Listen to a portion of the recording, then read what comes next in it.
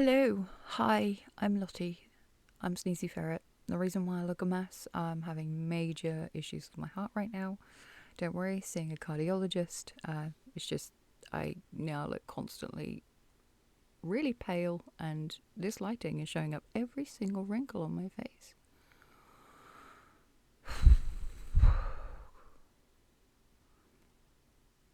I can't be bothered to put makeup on or anything. You get me as I am. Okay, so what I wanted to talk about was the digital ID card that the UK government wants to enforce on us. Now, there has been a petition from people who don't want it.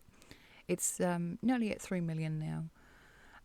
Now, the government has responded to it, and the response made me angry, so I just want to go through that with you. Reason why I'm doing this on the channel, even though I usually just do stuff about the animals, is because I'm just that angry. I'm really angry. I've spent my whole life making sure that I'm really safe online, not keeping all my information in one place, using different names, different email addresses. I don't have a mobile phone. I have a landline, that's it. Yeah, so this is fun for me. So let me read it to you and I'll comment as we go along. It says, the government has announced plans to introduce a digital ID system which is fit for the needs of modern Britain. We are committed to making people's everyday lives easier and more secure, to putting more control in their hands, including over their own data, and to driving growth through harnessing digital technology. If they really wanted to put our data in our own hands, they wouldn't be enforcing this. Now, it will go into how apparently this will not be forced, but I will tell you the reasons why it will be. So, where'd I get to? There is. We also want to learn from countries which have digitised government services for the benefit of their citizens in line with our manifesto commitment to modernise government. At least one of those countries, well, I'll have to look it up, I can't remember what country it is now, my brain's not functioning very well. That government that has enforced it has literally cancelled 86 million bank accounts from people who disagree with them. I think I know what Labour has planned. Currently, when UK citizens and residents use public services, start a new job, or for example buy alcohol, they often need to present an assortment of physical documents to prove who they are or things about themselves. Yeah. It's not a big deal if you want to buy alcohol, which, you either look over 25 or you present a driving license or an ID. This doesn't take that away. You still will need something to prove who you are. This is both bureaucratic for the individual and creates space for abuse and fraud. Bureaucratic. Most governments don't give a damn how bureaucratic and red tapey they make things. They enjoy doing that because it proves to people that they need to exist. This includes known issues with illegal working and modern slavery, while the fragmented approach... I just want to talk about that illegal working, modern slavery. So most businesses have a checklist when employing new employees, and that is they check that people have a right to work. Everybody has this in the UK, and that is called a national identification number, the national ID number. We have that. It proves our ability to work, live in the country, and access services such as the NHS. We already have that. Most businesses already ask for that. The only companies who don't are those who are acting illegally and paying workers under the table. If they're not asking for a national insurance number, then they're sure as hell not going to ask for a digital ID, are they? So this won't stop any of that whatsoever. If the government wants to change that, then they're going to have to actually force businesses to comply with that. But they won't do that either, because that means having to actually do something. So, furthermore, hold on, this thing, where'd I get to? Sorry. While the fragmented approach and multiple systems across government make it difficult for people to access vital services. No, the fact that our services are rubbish is that reason. The government UK website, so .gov, is absolutely crap to try and navigate around, and if that is as good as they can do for anything online, they really should not be rolling out something like this. Further, there are too many people who are excluded, like the 1 in 10 UK adults who don't have a physical photo ID. I don't. So can struggle to prove who they are and access the products and services they are entitled to. Again, I don't have a physical photo ID. If I'm proving who I am, use proof of address and a birth certificate or something.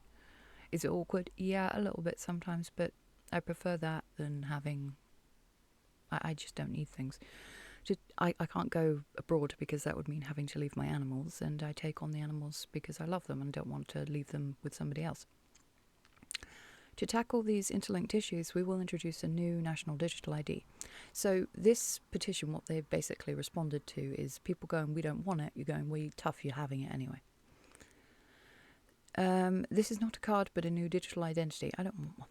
That will be available for free to all UK citizens and legal residents aged 16 and over, although we will consider through consultation if this should be aged 13 and over. Why would anyone under the 18 need access to a digital identification? Maybe 16 plus if, for example, they're trying to get a part-time job, but under that, no. They're not buying alcohol, they're not buying cigarettes, they don't need a digital ID to prove their identity. They are children. They don't need one. Over time, people will be able to use it seamlessly to access a range of public and private sector services. That bothers me. There should not be any private sector services which I need to present a government-linked identification thing. That already I don't like it. I'm paranoid. With the aim of making our everyday lives easier and more secure.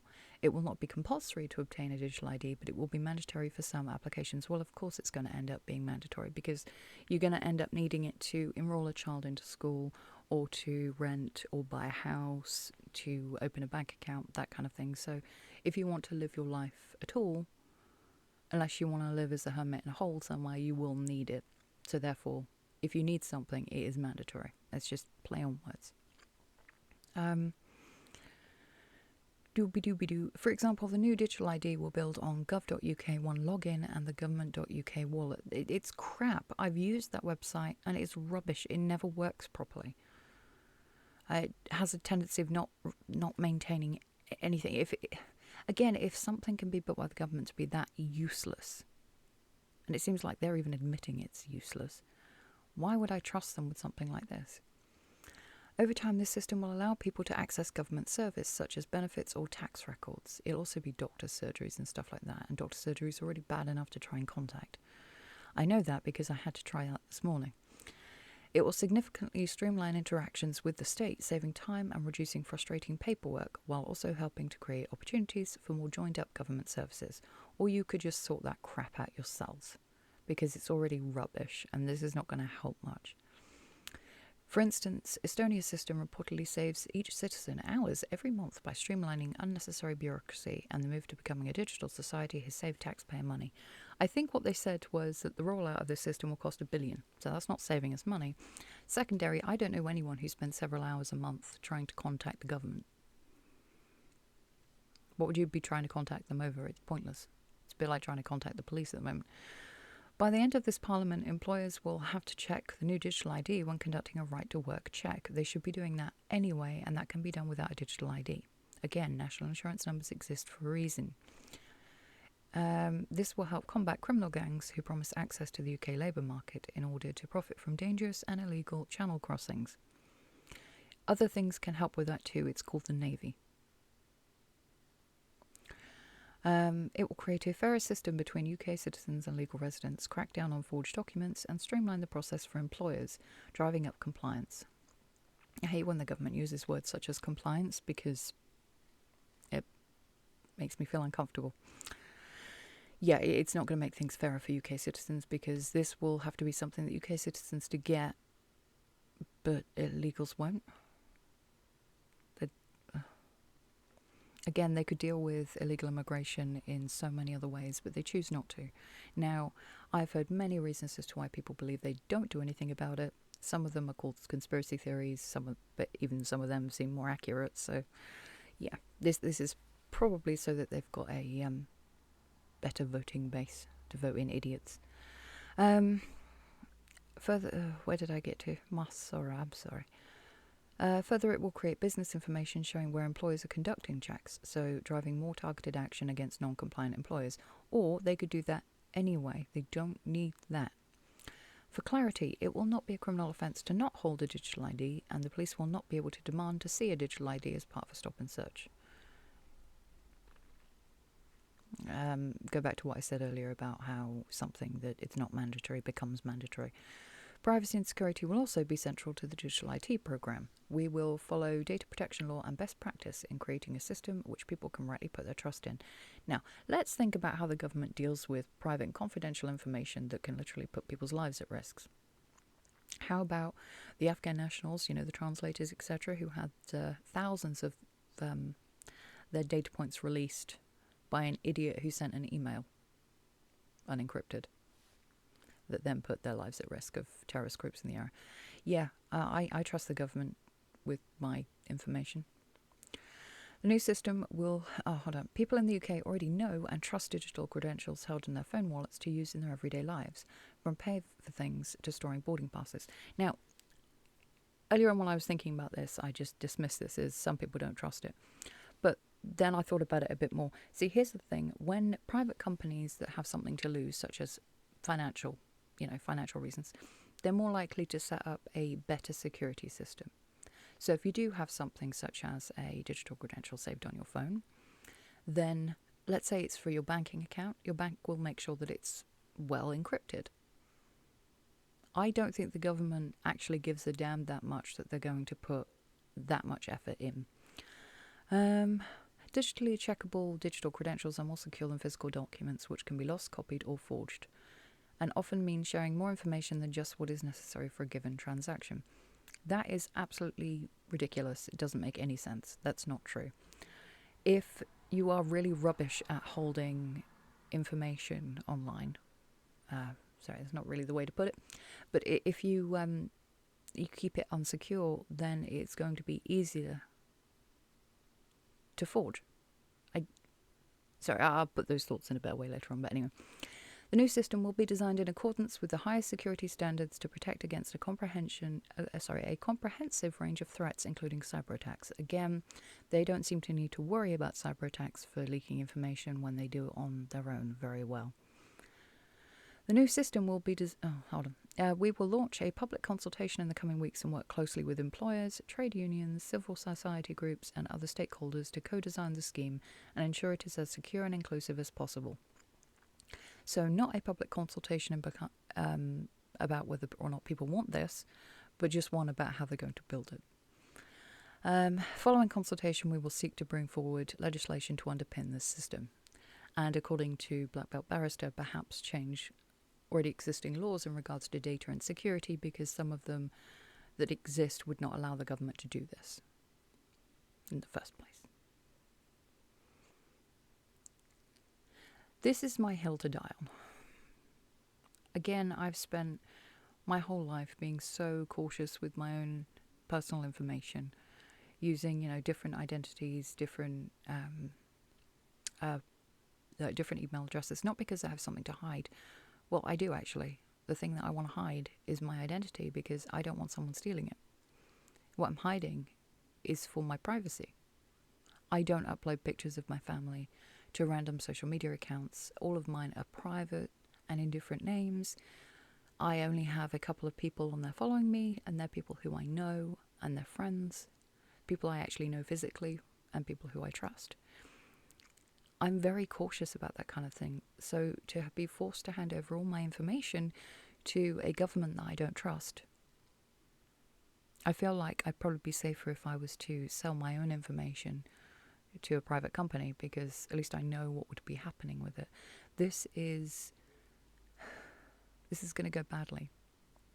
It will end up including bank accounts and doctor's appointments, so all your medical information will be there, and it will end up being the first step towards a system similar to China's with a credit score for individuals.